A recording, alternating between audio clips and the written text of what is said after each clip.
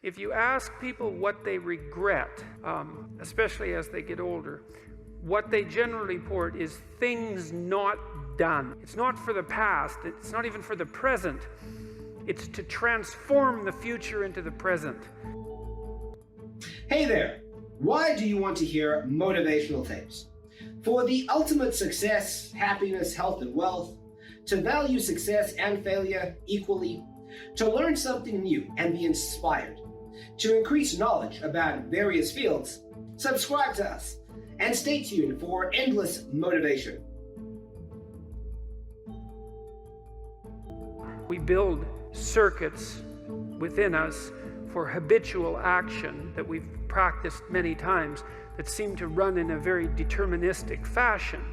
And we are a strange combination of deterministic and non-deterministic as far as I can tell. But what our consciousness seems to be for is to encounter those things that we have not yet encountered.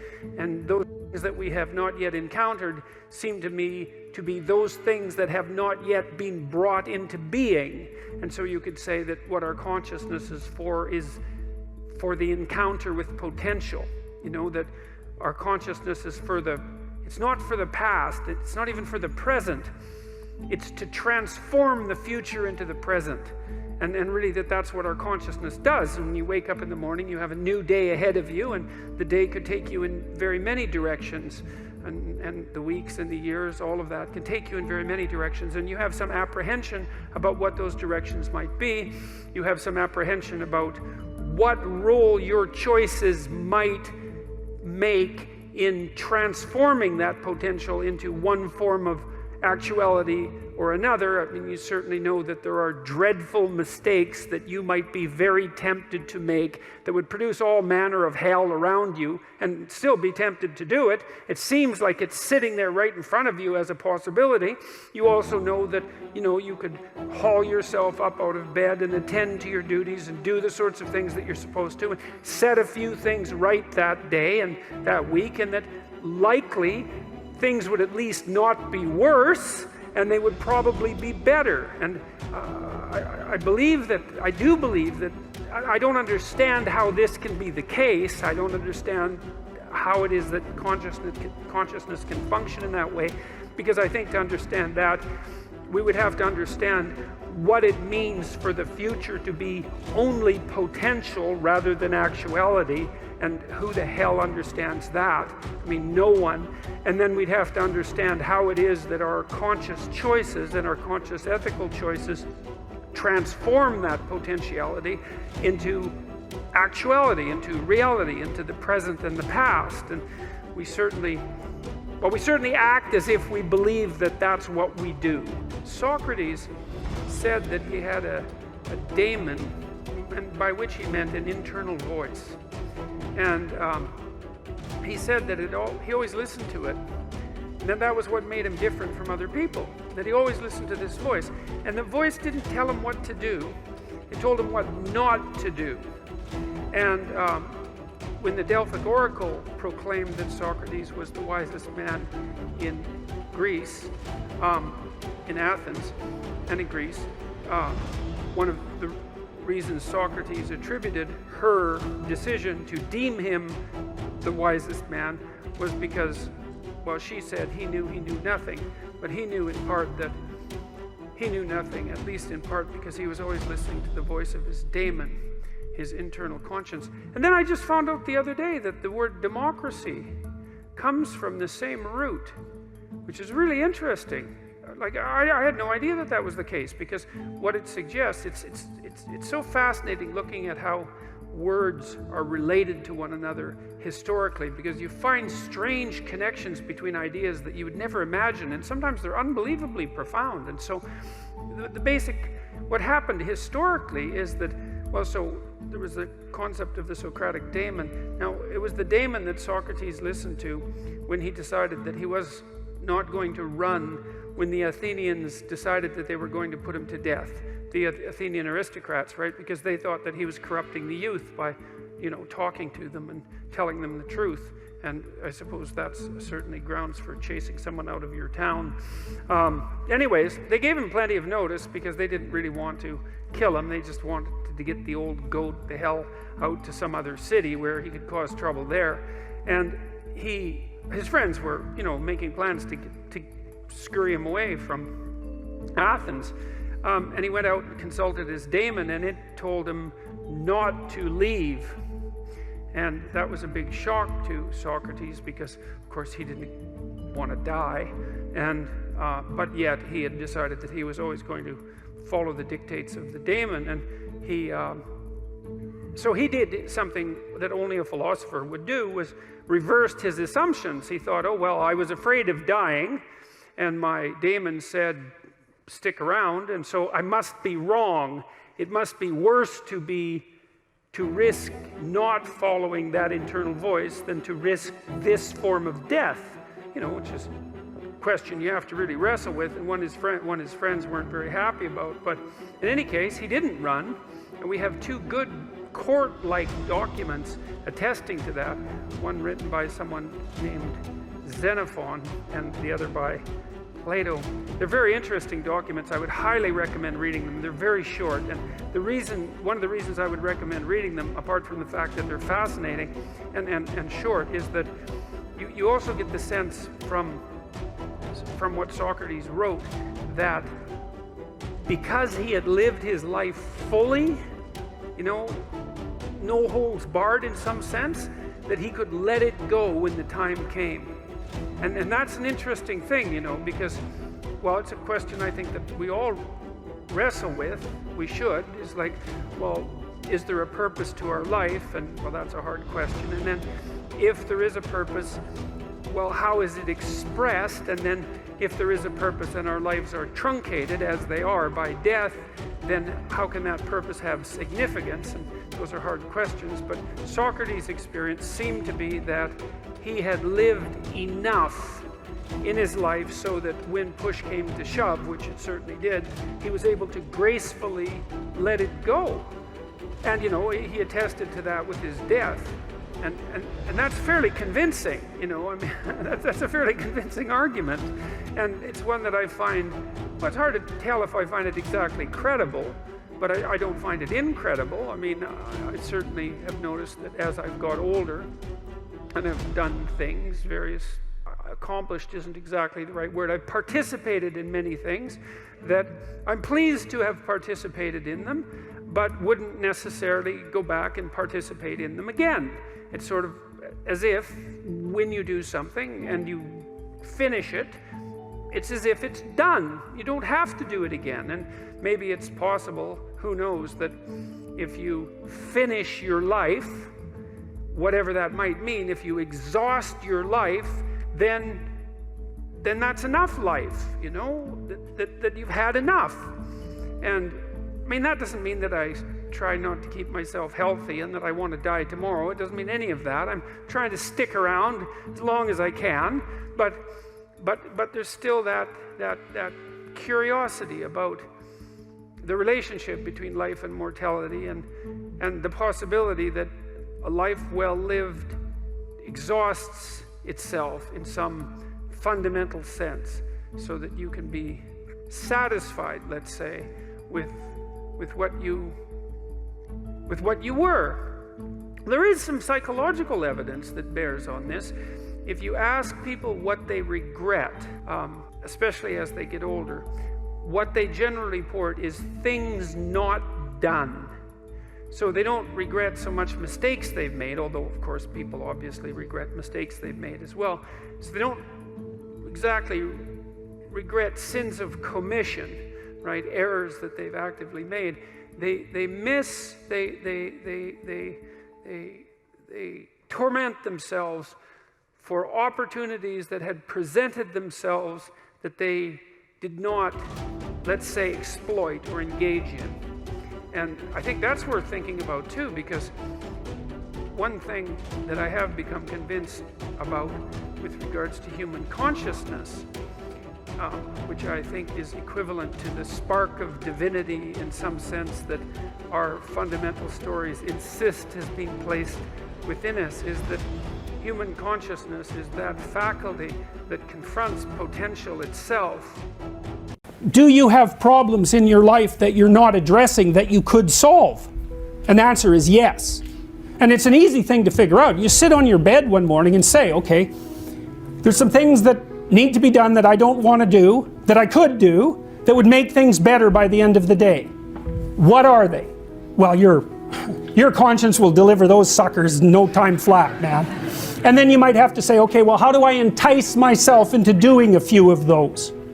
And if you ask, instead of trying to force yourself to do it like you're a tyrant and a slave at the same time, you can usually negotiate with yourself so that you'll start to sort those things out. Sort them out. Put your house in order. And then move out. Move on. And out. Yes. That's a Freudian slip, by the way. Yeah. So it's important because the thing is, you have a practice domain. Right? There are things that are within your grasp that you could fix. Fix them. And you'll learn. You'll learn, because it's harder than it looks. Fix them and you'll learn how to fix things. And then something else will beckon as another problem that you could fix. You know, you all have your problems. What does that mean? Like, there's an infinite number of problems in the world. Some of them happen to be yours. Why is that? I don't know exactly. But you have your problems. Great. Solve them. You know, one of the things I learned as a therapist, every therapist has to learn this, is because one of the things you wonder when you're first starting to be a clinician is how do you not take the catastrophes of your clients home with you? And the answer to that is because it's immoral to. They're not your problems. They're their problems. Like, they're their life. You know, your problems are your life. You don't want to solve someone else's problems for them because you take away the deep meaning that's to be found in having them work through the problems on their own. And then you steal the credit. Well, I can help you with that. It's like, well, yeah, maybe, but I don't help you with the next problem then. So in any case, you sort out the problems that are right in front of you, and it will make you grow very, very rapidly. And then you'll be able to sort out more complex problems without making them worse. That's why a dragon hoards gold. It's like, what's up with that? Well, it'll eat you. And it will. But it has gold. Well, so what do you do about that? Because it's paradoxical demands. Well, what you want to do is face the dragon and get the damn gold. That's what you want to do. Well, you have to be a paradoxical being even to do that. So, you know, in The Hobbit, for example, when, what's his name? Frodo, right? It's not, or it's Bilbo. It's Bilbo in The Hobbit. You know, he's kind of this little underdeveloped, overprotected Shire dweller, and he's called on a great adventure to go and find the dragon. And he has to become a thief in order to manage it. Well, that's pretty weird, you know. It's like, well, it's because as a good citizen, he's just not enough to conquer a dragon. He has to also become a bad citizen in some sense. He has to incorporate the part of himself that's monstrous, let's say, and develop that and hone it. And that's to say that, well, if you're harmless, you're not virtuous. You're just harmless. You're like a rabbit. A rabbit isn't virtuous. It just can't do anything except get eaten. It's not virtuous. If you're a monster and you don't act monstrously, then you're virtuous. But you also have to be a monster. Well, you see this all the time. Harry Potter's like that too. It's like he's flawed, he's hurt, he's got evil in him. He can talk to snakes, man. He breaks rules all the time. All the time. He's not obedient at all. But, you know, he has a good reason for breaking the rules. And if he couldn't break the rules, him and his little clique of rule-breaking, you know, troublemakers, if they didn't break the rules, they wouldn't attain the highest goal. So it's very peculiar, but it's a very, very common mythological notion. You know, the hero has to be a monster, but a controlled monster. Batman is like that, you know. I mean, it's everywhere. It's the story you always hear. Meaning, you have to be more precise.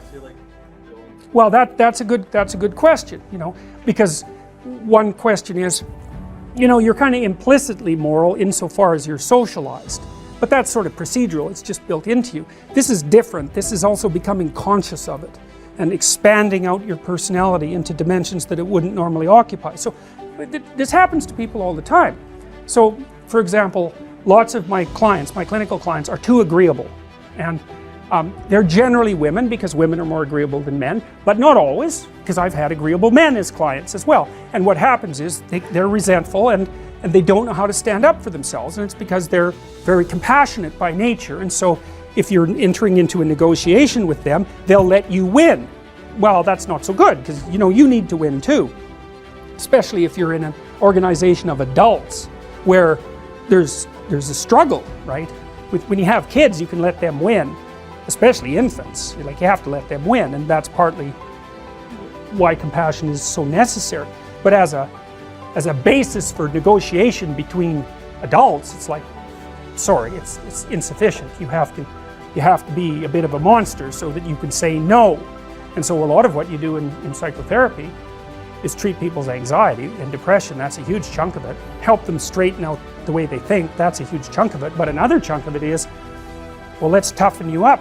You know, let's put you in a position where you can bargain. Let's teach you how to assert yourself and stand up for yourself. And that's assertiveness training. And it's a huge chunk of psychotherapy. And you need to learn it. It's like, because part of how you regulate your interactions with other people is to negotiate. And you cannot negotiate unless you can say no. You can't do it. And it causes conflict to say no, and if you don't like conflict, which is basically the definition of being agreeable, then you can't tolerate the conflict, and so then you can't negotiate on your own behalf, and so then you keep losing, and you're bullied, and you know, it's not good. Then you get resentful, and it's really not good. So you have to develop your inner monster a little bit. And then that makes you a better person, not a worse person. It's weird, but that's just how it is.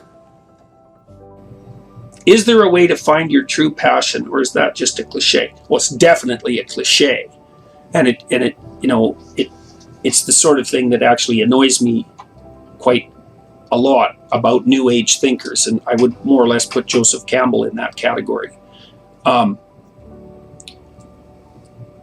I think you can find what compels you and what might enable you to live in a high quality manner despite the suffering that's associated with life. I think you can discover that. And I think part of the way you discover that is by watching yourself and learning when it is that you're meaningfully engaged.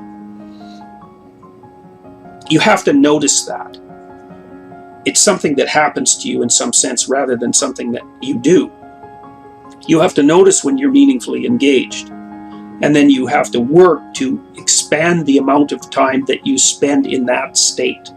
But I would also say that there are moral requirements that go along with that too, because you might say, well, what if you happen to be the sort of person, for example, who finds torturing small animals meaningfully engaging? It seems like that's the sort of meaningful engagement that you probably don't want to expand. So I would say that if you're going to set up your life so that you maximize your meaningful engagement, there's a number of other things that you have to do at the same time. And one of those is that you have to get very clear about who you are and what you're doing. And so, although this would be grounds for a much longer discussion, I think that one of the things that you have to do if you're going to attempt to maximize meaningful engagement is that you also have to do such things as endeavor to stop deceiving yourself and other people in every way you possibly can. And part of the reason for that is that if you engage in deception of any sort, you pathologize the structure of your being, but you could say you pathologize the structure of your nervous system, and then you can't trust its reports.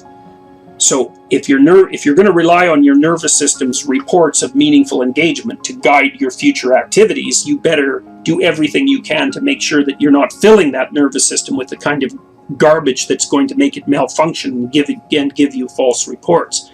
So I think that moving towards meaningful engagement has to be associated with making truth your highest value, because otherwise you can't trust yourself as your own guide. I mean, the Catholics have struggled with this for a long time from a theological perspective, because the Catholic position, roughly speaking, is that human beings are so steeped in sin that they can't trust their own instincts in relationship to good and evil, and have to use the church and the priesthood as an intermediary.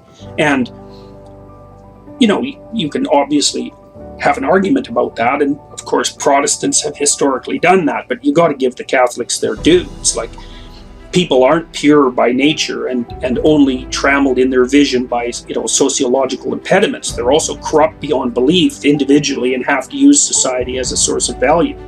So if you're going to personalize your life in some sense, you better act in a manner that makes you a reliable guide.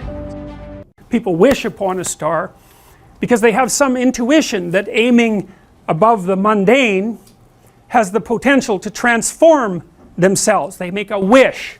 Well, if you're going to make a wish, you should aim at something high. And even just aiming at that is more likely to make the wish come true. And this is not metaphor. You know, I have this program which you guys are going to do called the Future Authoring Program. It's one of two assignments. One is that you write an autobiography. That's the past authoring. The other is that you write a plan for the future. That's the future authoring. I would recommend that you get started on those right now. Like, not right now, but like really soon, because they're harder than you think.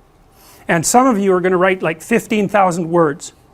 You're going to get sucked right in. This happens all the time. You're going to get sucked right into it. And so you write an autobiography because you need to know where you are and who you are right now, because how the hell are you going to plot a pathway to the future unless you know where you are? And then you need to write about the future, because you aren't going to hit something unless you aim at it. That's for sure.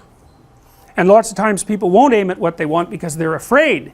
The reason they're afraid is because if you specify what you want, you've specified your conditions of failure. You know when you fail. And it's better just to keep it foggy. It's like, well, I don't know if I'm succeeding or failing, but, you know, I can't really tell.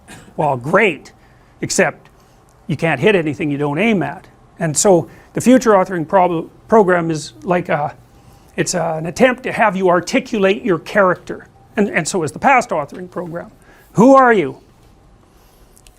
And, you know, the past authoring program, it asks you to break your life into epochs and then to write about the emotional, you know, the things that you regard as important events that have shaped who you are. And, you know, you may find that some of that writing makes you emotional. And I would say, if you have a memory that's more than 18 months old, roughly speaking, and when you bring it to mind, it has an emotional impact, especially a negative emotional impact. It's like part of your soul is stuck back there. And I know that's a metaphorical way of thinking about it, but what I mean is that the reason that you still experience the emotion is because you have not solved the problem that situation faced you with. It might be a real problem, like maybe you got tangled up with someone who was really bad, and that's rough, man, because you've got to come up with a theory of malevolence to deal with something like that, and that's no joke. But if it still produces emotion, it means you haven't solved the problem, and your brain is still tagging it as threat. It's a part of your territory that you did not master. Threat, threat, threat, threat, threat. And until you take it apart, and articulation really helps that, writing really helps that, then you're not going to free yourself from its grip. And that might not be that pleasant. I mean, this is one of those situations where doing it tends to produce a decrement in people's mood in the short term, but quite radical improvements 3 to 6 months down the road. You know, and it's often the case that you unfortunately have to do something you don't want to do in order to progress. It's very, very common.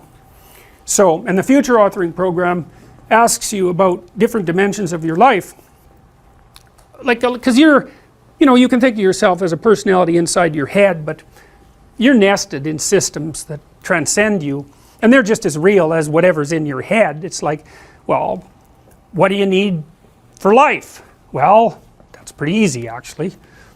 Some friends, that's a good thing. Intimate relationship, that's a good thing.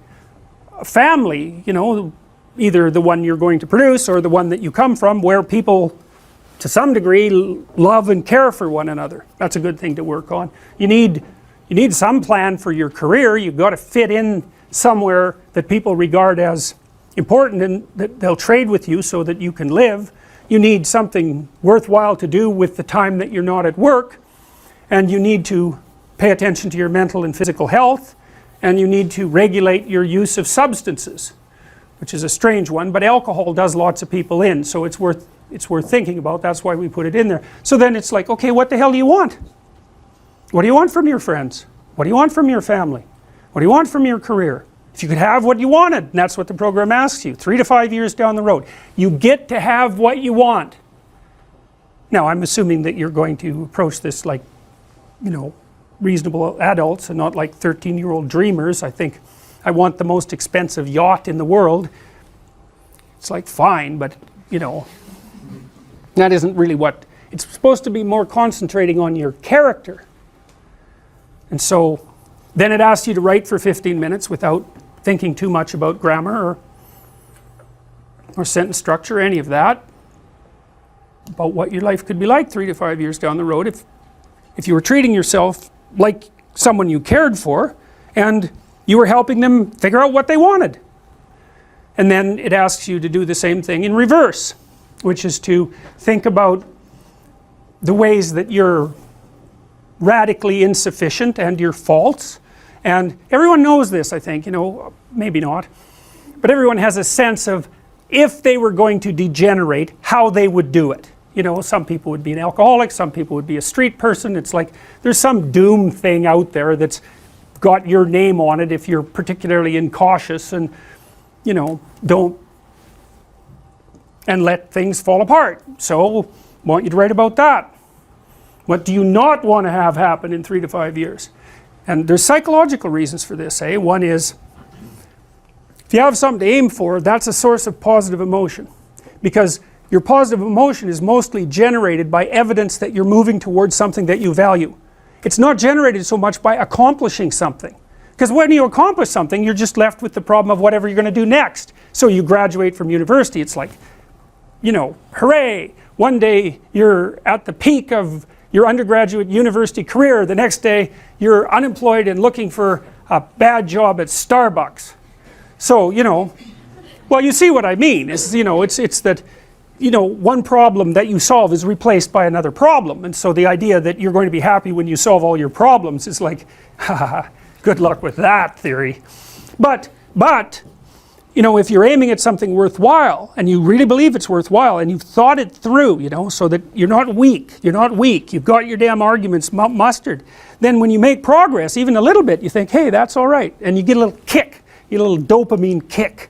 And that's what you want, because that's where your positive emotion comes from. You can use cocaine if you want, but, but you know, that tends to have relatively detrimental medium to long-term consequences, but it activates the same system. So you have to be aiming at something, and you should be aiming at something that's realistic, that you want, that you could get, you know, like not easily, because if it's easy, in some sense you've already got it. It's got to push you, that's part of the pleasure actually, because there's two things that you want to do when you're pursuing something that's important. And one of them is to get the thing that's important, but the other is to make yourself better at pursuing things, right? So you can get both of those at the same time. You're aiming at something and you're increasing your competence. It's like, that's a good deal, that's a good deal. And there's a lot of intrinsic meaning to be felt in that. And then the second half of the program, you write out a plan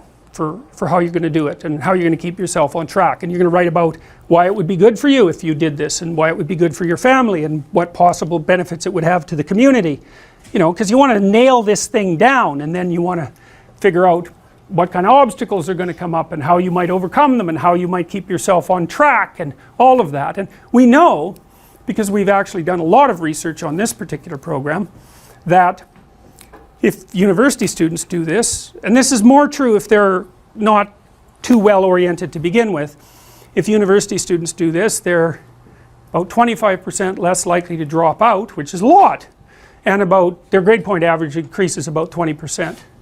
So hooray for that, you know, because you never know when you develop an intervention if it's going to work. There's also evidence, but not from my lab, that doing such things improves your physical health. And I think the reason for that is that, you know, when you go over your autobiography and you scour out those negative places that you're sort of dragging along with you, it lowers your overall stress load, because your brain is kind of, I think it's calculating how dangerous the world is by attending to the ratio of successes to failures that you've had in your life, something like that. And so, you know, if there are holes in your map that you could still fall through, then your brain regards the territory still as a bit on the dangerous side, and then you're more prepared for emergency action, and that's hard on you. So you want to go back there and fix up those experiences to the degree that you can.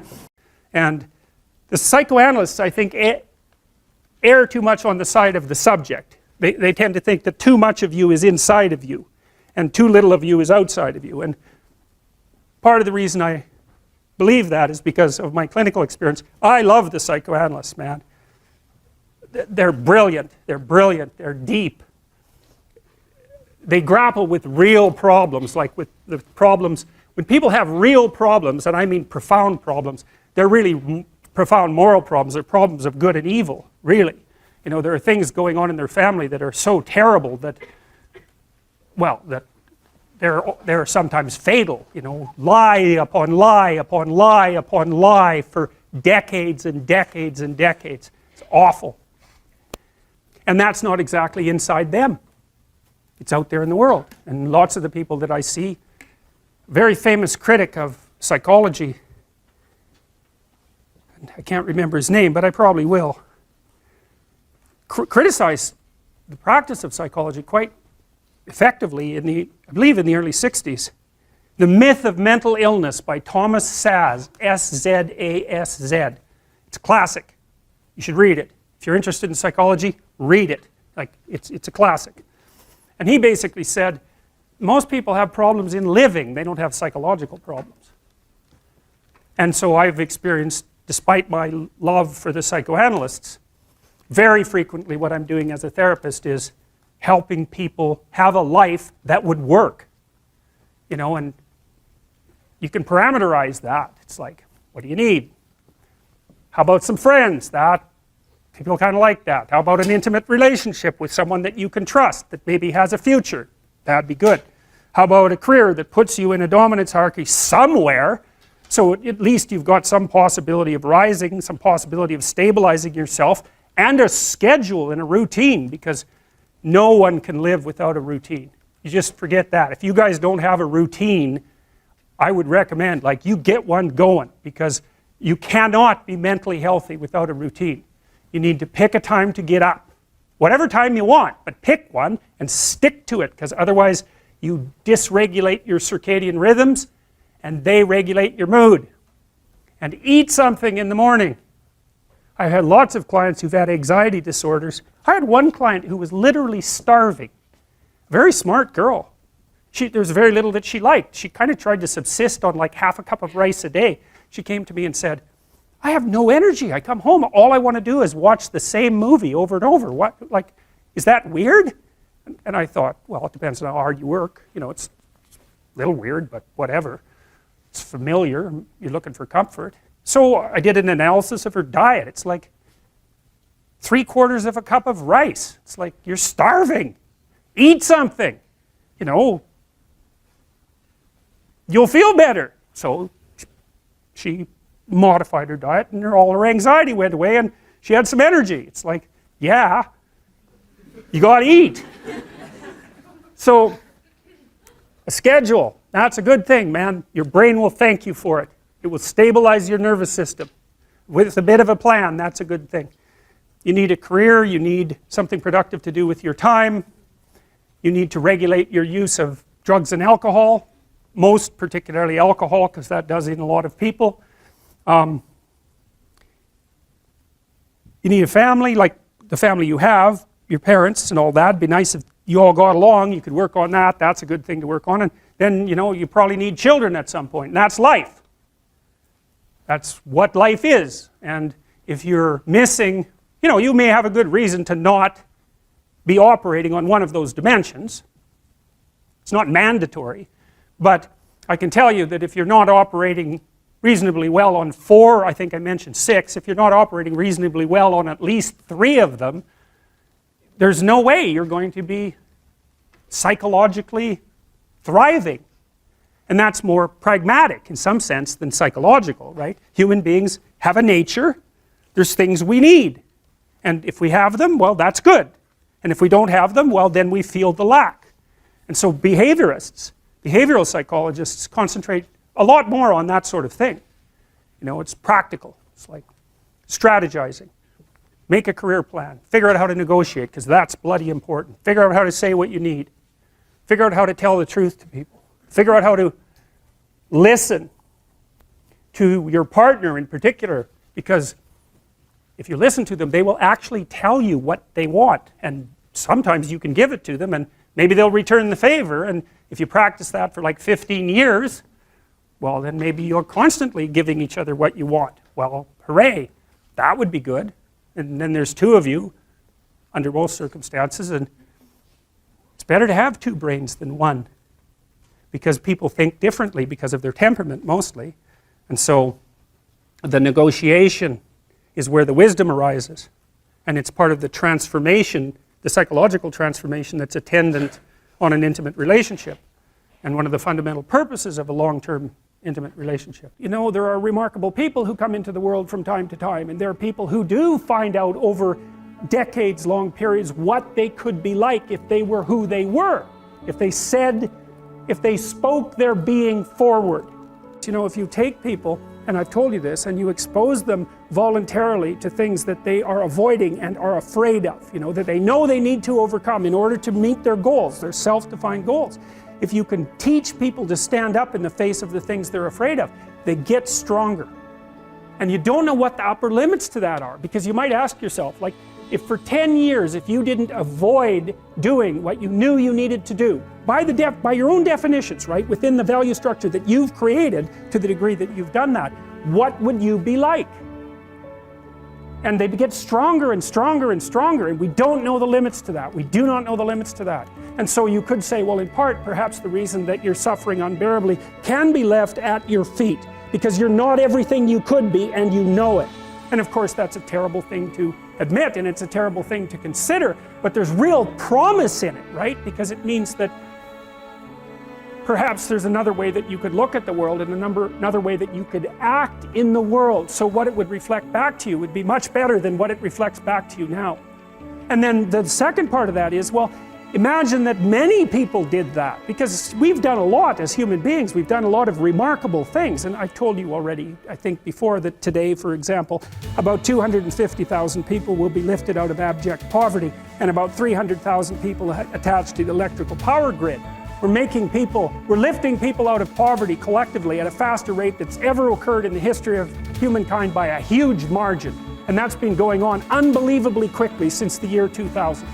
The UN had planned to have poverty between 2000 and 2015, and it was accomplished by 2013. So there's inequality developing in many places, and you hear lots of political agitation about that. But overall, the tide is lifting everyone up, and that's a great thing. And we have no idea how fast we can multiply that if people got their act together and really aimed at it. Because, you know, my experience is with people that we're probably running at about 51% of our capacity. I mean, you can think about this yourselves. I often ask undergraduates how many hours a day you waste, or how many hours a week you waste. And the classic answer is something like 4 to 6 hours a day. You know, inefficient studying, watching things on YouTube that not only do you not want to watch, that you don't even care about, that make you feel horrible about watching after you're done. That's probably 4 hours right there. You know, you think, well, that's 25 hours a week, it's 100 hours a month, that's 2.5 full work weeks, it's half a year of work weeks per year.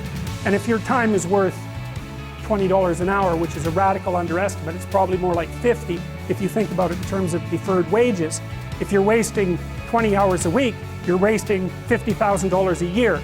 And you are doing that right now. And it's because you're young, wasting $50,000 a year is a way bigger catastrophe than it would be for me to waste it, because I'm not going to last nearly as long. And so if your life isn't everything it could be, you could ask yourself, well, what would happen if you just stopped wasting the opportunities that are in front of you? You'd be who knows how much more efficient. 10 times more efficient. 20 times more efficient. That's the Pareto distribution. You have no idea how efficient people get. It's off the charts. Well, and if we all got our act together collectively and stopped making things worse, because that's another thing people do all the time. Not only do they not do what they should to make things better, they actively attempt to make things worse because they're spiteful or resentful or arrogant or deceitful or homicidal or genocidal or all of those things all bundled together in an absolutely pathological package. If people stopped really, really trying just to make things worse, we have no idea how much better they would get just because of that. So there's this weird dynamic that's part of the existential system of ideas between human vulnerability, social judgment, both of which are major causes of suffering, and the failure of individuals to adopt the responsibility that they know they should adopt. And that's the thing that's interesting too, is that, and like another thing I've often asked my undergraduate classes is, you know, there's this idea that people have a conscience. And you know what the conscience is. It's this feeling or voice you have in your head just before you do something that you know is stupid, telling you that probably you shouldn't do that stupid thing. You don't have to listen to it, strangely enough. But you go ahead and do it anyways, and then, of course, exactly what the conscience told you was going to happen inevitably happens, so that you feel even stupider about it than you would if it happened by accident. Because you know, I knew this was going to happen, I got a warning it was going to happen, and I went and did it anyways. And the funny thing too is that conscience operates within people, and we really don't understand what the hell that is. So you might say, well, what would happen if you abided by your conscience for 5 years or for 10 years? What sort of position might you be in? What sort of family might you have? What sort of relationship might you be able to forge? And you can be bloody sure that a relationship that's forged on the basis of who you actually are is going to be a lot stronger and more welcome than one that's forged on the basis of who you aren't. Now, of course, that means that the person you're with has to deal with the full force of you in all your ability and your catastrophe, and that's a very, very difficult thing to negotiate. But if you do negotiate it, well, at least you have something, you have somewhere solid to stand, and you have somewhere to live, you have a real life. And it's a great basis upon which to bring children into the world, for example, because you can have an actual relationship with them instead of torturing them half to death, which is what happens in a tremendously large minority of cases.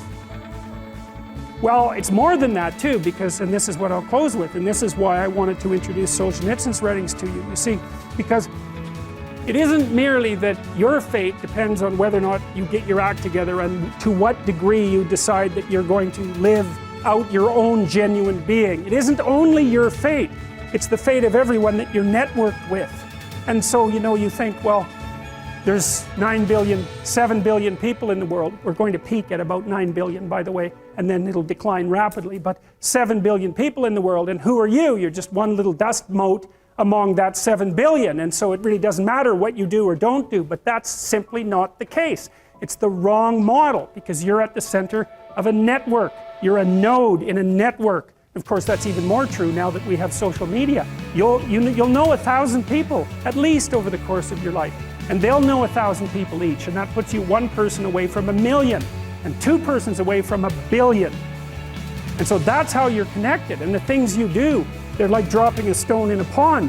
The ripples move outward, and they affect things in ways that you can't fully comprehend, and it means that the things that you do and that you don't do are far more important than you think. And so if you act that way, of course, the terror of realizing that is that it actually starts to matter what you do. And you might say, well, that's better than living a meaningless existence. It's better for it to matter. But I mean, if you really ask yourself, would you be so sure if you had the choice? I can live with no responsibility whatsoever. The price I pay is that nothing matters. Or I can reverse it and everything matters. But I have to take the responsibility that's associated with that. It's not so obvious to me that people would take the meaningful path. You know, when you say, well, nihilists suffer dreadfully because there's no meaning in their life and they still suffer. Yeah, but the advantage is they have no responsibility. So that's the payoff, and I actually think that's the motivation. Say, well, I can't help being nihilistic. All my belief systems have collapsed. It's like, yeah, maybe. Maybe you've just allowed them to collapse because it's a hell of a lot easier than acting them out. And the price you pay is some meaningless suffering, but you can always whine about that and people will feel sorry for you, and you have the option of taking the pathway of the martyr, so that's a pretty good deal, all things considered, especially when the alternative is to bear your burden properly and to live forthrightly in the world. Well, what Solzhenitsyn figured out, and so many people in the 20th century, it's not just him, even though he's the best example, is that if you live a pathological life, you pathologize your society. And if enough people do that, then it's hell. Really. Really. And you can read the Gulag Archipelago if you have the fortitude to do that, and you'll see exactly what hell is like. And then you can decide if that's a place you'd like to visit, or even more importantly, if it's a place you'd like to visit and take all your family and friends. Because that's what happened in the 20th century. You're in a class, it's near the beginning of the semester, you write an exam or you hand in an essay and you don't get the mark that you desired. Okay, so what are your options? Well, one option would be, so you've hit an anomaly, things didn't happen the way you wanted them to happen. And so maybe you say, geez, that was a boring and stupid class anyways, this gives me an excuse to get out, and so that's not such a negative thing. Or you think, oh, well, I really better buckle down and study, and you decide to stay in the class. So basically what you've done is maintained your framework. I'm going to work through this class, but you've decided to modify some of the subroutines that make up that frame. You say, well, I should study more next time, or I have to prioritize this class compared to other classes. So it's a micro alteration within the overarching framework. But another thing you can do is say, to hell with the class, I'll just drop it. And so the advantage to that is problem gone. The disadvantage is, well, now you have a different problem, which is, okay, fine, you drop the class, do you have another class that you can replace it with? Is that a good way of dealing with a micro failure, to move up a level of analysis and throw out the whole frame? Because you could also say, well, maybe I should just drop out of university and maybe I should go hang myself, it's the same line of logic, it's just taken up to a higher degree of abstraction. And so, generally speaking, you don't want to solve a problem by moving up a level and wiping out the frame within which the problem was experienced. You want to do that carefully, because in principle, the frame that you were working within you'd already assigned value to it and worked at it. You've already invested in it. It's a big sacrifice to blow out the whole frame. Now, sometimes you can do it. So anyways, what happens is, well, you get the bad grade and you're upset about it, and so you've been plunged from your happy, satiated state, let's say, into a state of relative chaos. And the chaos is, oh, I hit an obstacle, I didn't expect it, and now I don't know what to do. And so what does it mean to not know what to do? Well, it can mean I need to study harder. It can mean I should drop this course. It can mean I should major in a different subject. It could mean maybe I shouldn't be in university. It could mean maybe my future plans have been formulated badly. It can mean my future plans have been formulated badly because I don't understand myself very well and I've been telling lies about my past, right? The thing can really expand on you. And that's what the chaotic domain is. That's the re-manifestation of those things that you had considered irrelevant, right? Because when you go to pick up the exam, you've got your identity as a competent student intact. You're not questioning whether you should be in the course or whether you should be in that major, or whether you should be in university. None of that. That's all in the implicitly accepted category. And as soon as the anomalous event emerges, all of those things that you had rendered axiomatic start to become questionable. And that's like the shark coming up from the depths to pull you down.